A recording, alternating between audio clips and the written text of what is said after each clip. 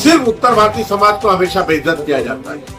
ऐसी क्या वजह है कि हम ही लोग कभी जफर नुमानी, कभी राजू अंसारी, कभी शमीम खान का आवाज उनसे भाई साहब से ये पूछना है कि भाई साहब, सैद अली भाई साहब, आप भी संभल के रहिए, क्योंकि हो सकता है कि अगर पर आप गोंडा, बस्ती, बिहार, बहराइच, कहीं फैजाबाद, कहीं का भी उत्तर भारतीय हो, उनको पूरी ताकत के साथ जनाब नजीब मुल्ला के साथ खड़े रहना चाहिए। क्योंकि आपको अगर ये समझ शमीम खान की बेइज्जती है तो पूरे उत्तर भारतीय समाज की बेइज्जती है, जफर नुमानी की बेइज्जती हुई, पूरे उत्तर भारतीय समाज की बेइज्जती हुई, राजू अंसारी की बेइज्जती की गई तो पूरे उत्तर भारतीय समाज की गई। फिर बोलता हूँ, अब भाई साहब का ही नंबर है। मुझे ऐसा लगता है कि भाई साहब के साथ भी कुछ लोग पीछे पीछे कुछ कह रहे हैं, लेकिन ऑन कैमरा आने में कहने में उनको भी वक्त नहीं लगेगा।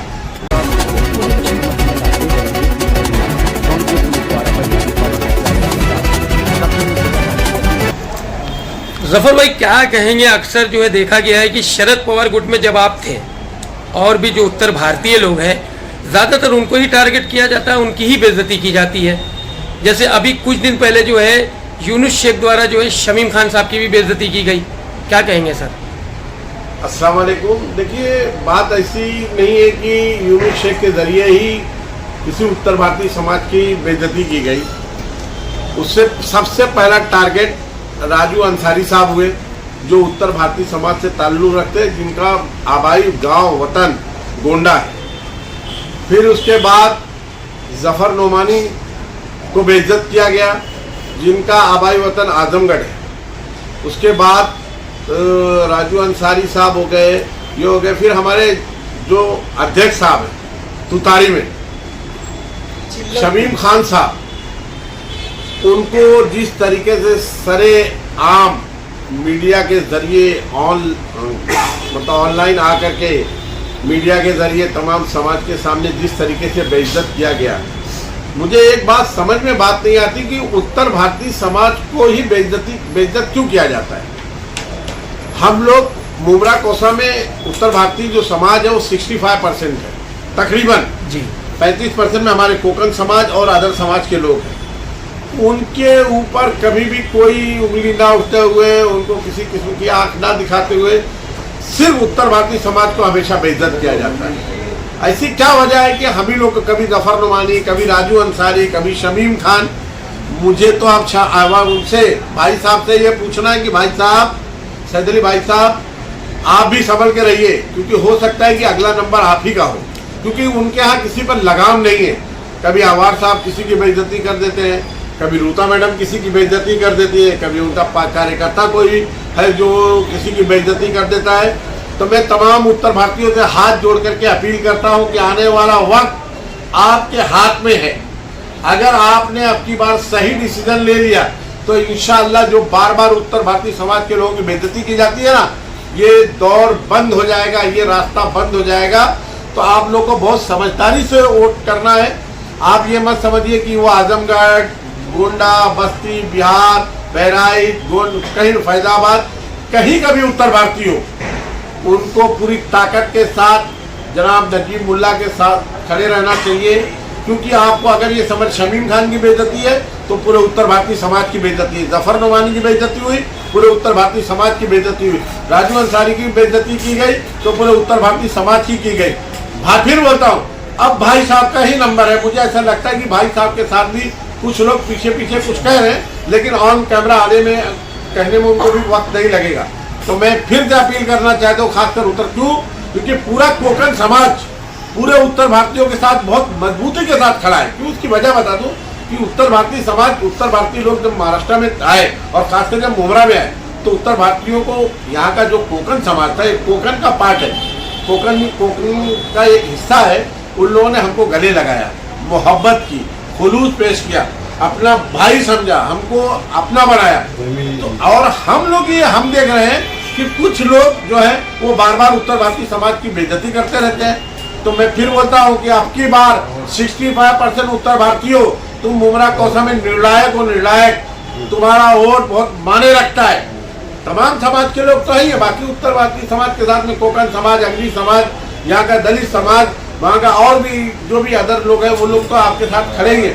पूरी ताकत के साथ आप नजीब मुल्ला साहब के साथ में खड़े रहें। 20 तारीख को वोट है, कोई भी किसी के झांसे में ना आए, कोई किसी के वर्गलात में ना आए, किसी के बहकावे में ना आए। नजीब मुल्ला की निशानी घड़ी है। ये बार बार जो आपके बीच में जाकर के कहते हैं कि वो फलानी पार्टी के साथ है, फलानी पार्टी के साथ है, तो साफ बोल देना कि नजीब मुल्ला साहब की निशानी घड़ी है।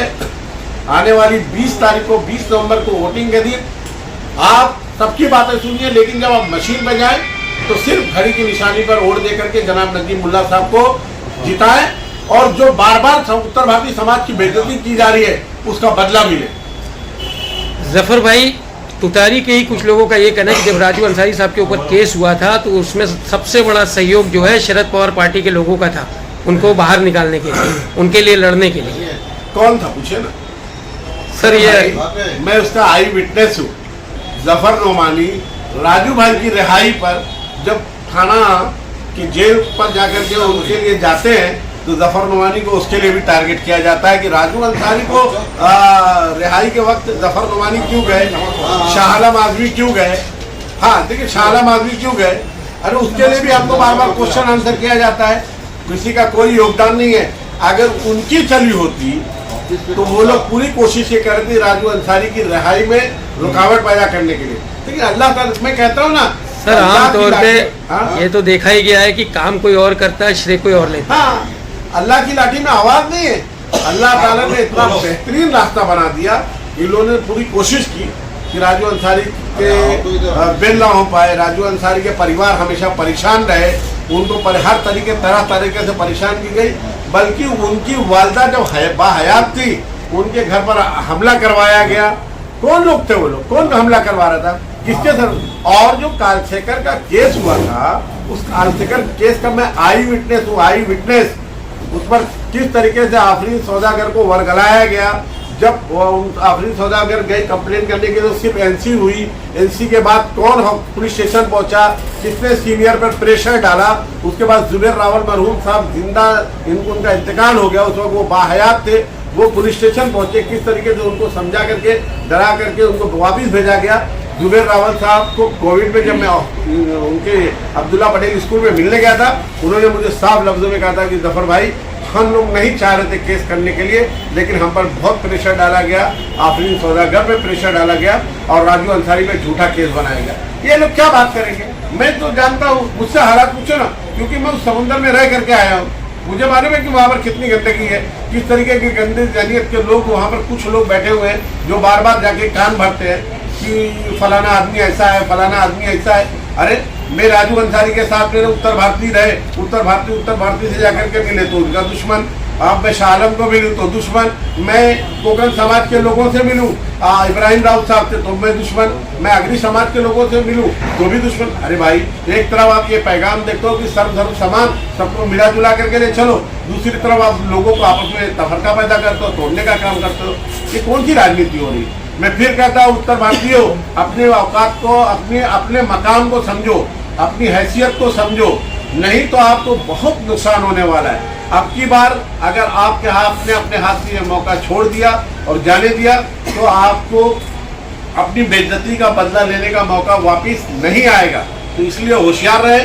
शमीम खान की बेइज्जती, जफर नोमानी की बेइज्जती, राजू अंसारी की बेइज्जती, ये समझिए ये आपकी बेइज्जती है, तमाम लोग की बेइज्जती है। या किसी भी कोकन समाज की या किसी भी समाज की अगर वो लोग बेइज्जती करते हैं तो समझो हमारे भाई बहन की बेइज्जती हो रही।